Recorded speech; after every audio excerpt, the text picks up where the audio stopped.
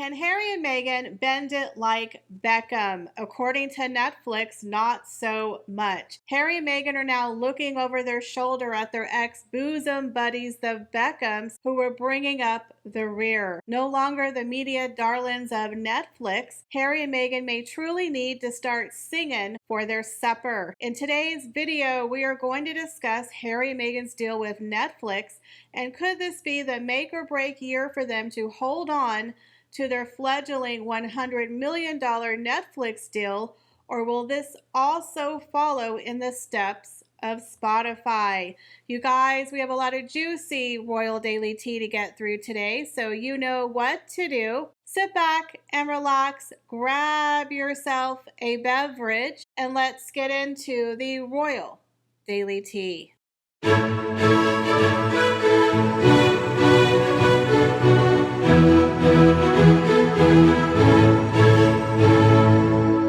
So we all know back in 2020, Harry and Meghan signed a huge deal with Netflix for $100 million over a 5-year period. And they've only produced 3 projects that have gotten the green light for Netflix. It was the Harry and Meghan docuseries, The Live to Lead, and of course the Invictus Games. Now, out of those 3 projects, only Harry and Meghan, the docuseries, was considered a hit. And let's just say, in my opinion, that was the only thing holding them on to this fledgling Netflix deal. Even the CEO and president of Netflix came out and said, even though people don't like Harry and Meghan, they still are watching, and that's what matters. When it comes to Hollywood, views and money are the only 2 things that matter. And in my opinion, Harry and Meghan have been living off the success of their docuseries with Netflix. But now, 18 months later, their docuseries is getting a little old and crusty and has been dropped off the #1 spot and took a huge nosedive to 211. That's right, Harry and Meghan's show has slumped to 211 on the streaming platform's global chart, while the Beckhams are now at #1 with 3.5 times the viewing figures. The royal couple's one-time close friendship with Victoria and David Beckham has now soured, and now they're looking up at the Beckhams from the first place, while they're all the way down to 211. Let's just say things are not looking great for the Sussexes of Montecito. Now, the new figures were released by Netflix and obtained by the Daily Mail show that not only has viewer interest in Meghan and Harry fallen off a cliff, the couple has well been and truly eclipsed by, of course, the popularity of the Beckhams. Now, one thing you can say about Victoria and David Beckham, they are likable people and they have a lovely family. David Beckham is one of the greatest footballers of all time. He has a history of being a winner and a legion of fans. Then you have Victoria Beckham, who is a former Spice Girl and now is a top fashion designer. They are very, very likable. They are also self-made. 2 things that Harry and Meghan are not.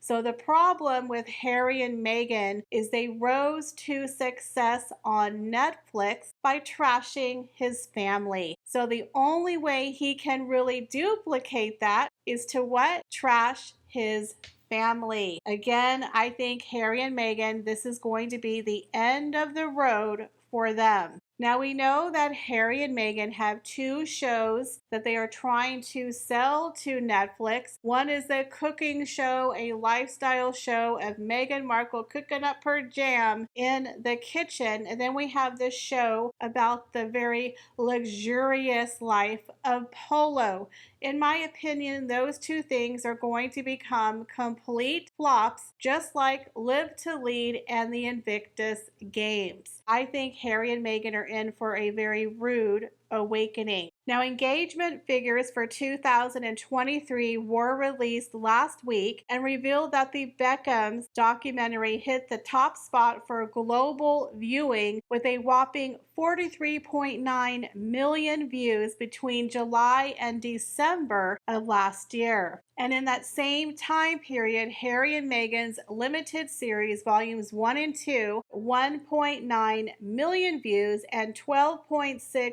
million total views across the entire year. When it first aired in December of 2022, the Duke and Duchess of Sussex's docu-series was a huge instant hit, giving Netflix its biggest debut with 81.6 million hours viewed in the first 4 days. But after an initial frenzy, figures began a steady decline as millions of viewers lost interest and the series lost traction well before the 6th episode. The show has now slumped to 211 on the streaming platform's global chart, again with the Beckhams ranked at number 1 with viewing figures at 208.5 million hours viewed in the first 2 months alone. Now, the disparity is perhaps due in part to the fact that fans who tuned in to Harry and Meghan's docu-series were hoping for insight into Harry and Meghan,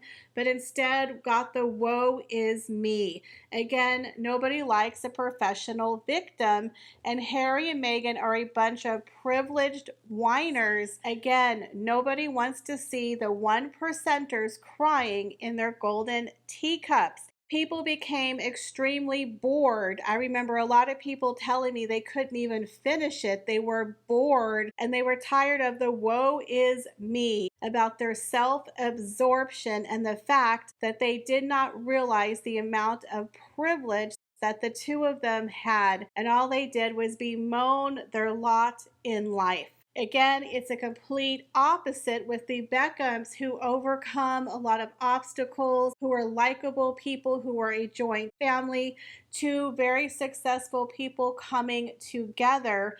And what I liked about the Beckham docu-series was that it showed the ups and the downs, but then it showed an up. It showed David Beckham, who was one of the world's most beloved footballers, who got beaten down by his own fans due to a mistake he made during the World Cup, and then he came back as a phoenix rising from the ashes, and now he is a very well-liked hero, and in my opinion, he is going to become a knight. Not only is he a likable hero, he is a very down-to-earth and very patriotic person, and I have a lot of respect for David Beckham. Now, a lot of people are beginning to speculate, will the contract with Netflix go belly up when it expires in 2025? Now, in my opinion, the only thing that's going to work for Harry and Meghan is another docu-series where he slams the royal family. The problem is, if you come out slamming your family once again, especially with two senior royal family members battling cancer, it is just going to be a very bad look.